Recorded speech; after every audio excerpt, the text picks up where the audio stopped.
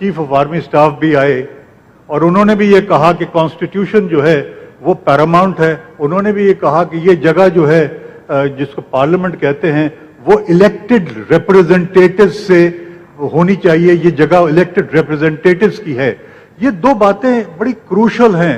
अब उनका मकसद क्या था ये मैं नहीं कह सकता हूं, मगर ये बात जो है वो कॉन्स्टिट्यूशन में भी बड़ी वाज़ेह तौर पर लिखी हुई है कि ये पार्लियामेंट जो है वो सिर्फ इलेक्टेड मेंबर्स के लिए है और उसके अंदर किसी और का दाखिला भी बगैर इजाजत के नहीं हो सकता।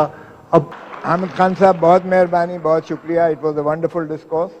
नाउ अब मैं जनाब अनवर मंसूर साहब को जो खसूसन सिर्फ कराची से यहाँ तशरीफ लाए हैं, फॉर्मर जज, former attorney general, senior advocate supreme court Anwar Mansoor. सब कुछ attorney general advocate general undermine ना कर। बिस्मिल्लाहिर्रहमानिर्रहीम। बहुत बहुत शुक्रिया तारिक रहीम साहब, खोसा साहब, आपका बहुत बहुत शुक्रिया मुझे दावत देने का। और मेरा जाहिर है कि अगर दावत दी जाती है तो फिर आना भी ज़रूरी था।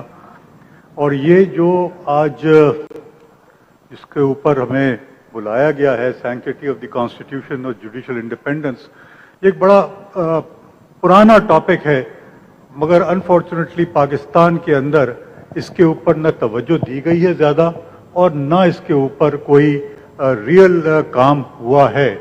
इंडिपेंडेंस ऑफ जुडिशरी जो है उसका तो हमें भी पता है और हम देख भी रहे हैं कि क्या है कानून के अंदर, कॉन्स्टिट्यूशन के अंदर बड़े वाज़ेह तौर पर लिखा हुआ है to protect the independence of judiciary.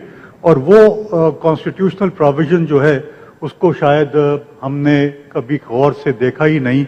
और सैंक्टिटी की अगर हम बात करते हैं कॉन्स्टिट्यूशन की, तो मैं सिर्फ एक दो चीज़ें मैं कहूँगा, ज़्यादा मैं लंबा नहीं बोलूँगा। अगर हम प्रियम्बल पढ़ें तो उसके अंदर दो चीज़ें बड़ी वाज़ेह तौर पर लिखी हुई हैं प्रियम्बल के अंदर। और प्रियम्बल ऑफ द कॉन्स्टिट्यूशन ये कहता है कि सॉवरेंटी जो है वो अल्लाह ताला की है और स्टेट जो है वो अपने इलेक्टेड रिप्रेजेंटेटिव्स के ज़रिए हुकूमत करती है। डेमोक्रेटिक इंस्टीट्यूशंस को बचाया जाना है। ये तीन चीज़ें बड़ी वाज़ेह तौर पर प्रियम्बल के अंदर लिखी हैं। और फिर आखिर में लिखते हैं, and we give to ourselves this constitution. We give to ourselves this constitution के माने ये हैं कि हम अपने आप को पाबंद कर रहे हैं, जो कुछ भी इस कॉन्स्टिट्यूशन में लिखा हुआ है हम उसका कॉन्ट्रैक्चुअल हमारी ऑब्लिगेशन है कि हम हर वो बात जो इस कॉन्स्टिट्यूशन में लिखी हुई है उस पे हम कारबंद रहें। और कारबंद ही नहीं रहें बल्कि हम इस पे कोशिश करें कि जितनी हद हो सकती है हम इसके ऊपर बचाने की कोशिश करें इस कॉन्स्टिट्यूशन को, ताकि इस मुल्क का निज़ाम जो है जो चलाया जा रहा है वो इस मुल्क का निज़ाम सही तरीके से चल सके।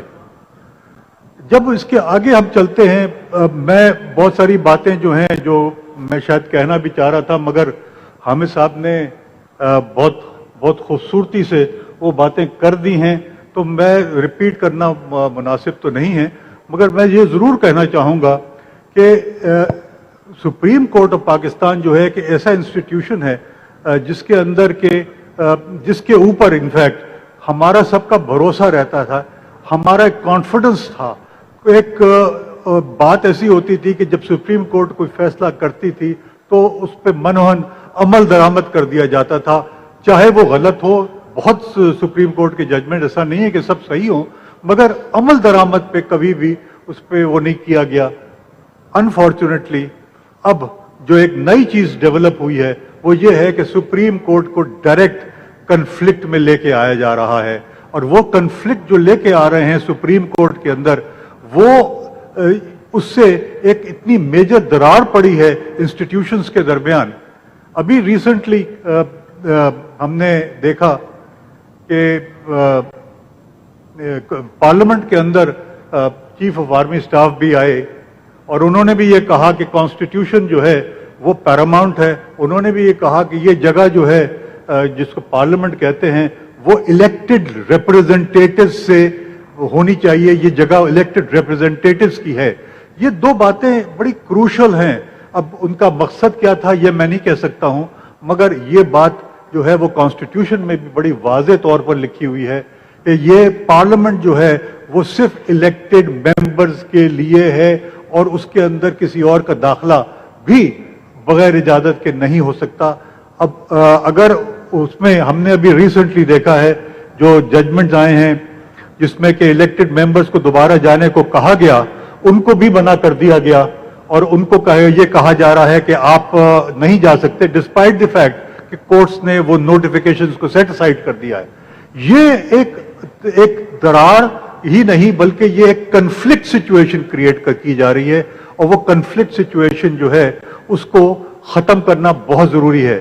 اس کے لیے میں یہ ضرور کہوں گا جو کہ عابد صاحب نے بھی کہا اور جو کہ حامد صاحب نے بھی کہا کہ سپریم کورٹ کے اندر ایک کنسنسس پیدا کرنا پڑے گا. جو وکلا کر سکتے ہیں, جو سینئر وکلا جو ہمارے اعتزاز صاحب ہیں, آئی تھنک ان سے اچھے کھوسا صاحب ہیں, طارق رحیم صاحب ہیں, اور بہت سارے ہمارے دوست ہیں, حامد صاحب ہیں, یہ جا کر آئی ایم شیور کہ اگر یہ جا کر بات کریں تو ایک نہ کوئی کنسنسس پیدا ہو سکتا ہے. اور میری دعا یہ ہے کہ یہ باتیں ہمارے سپریم کورٹ بھی سمجھے اور اس کے اندر آپس میں ایک جو دراڑ آ گئی ہے اس کو ختم کیا جائے. بہت بہت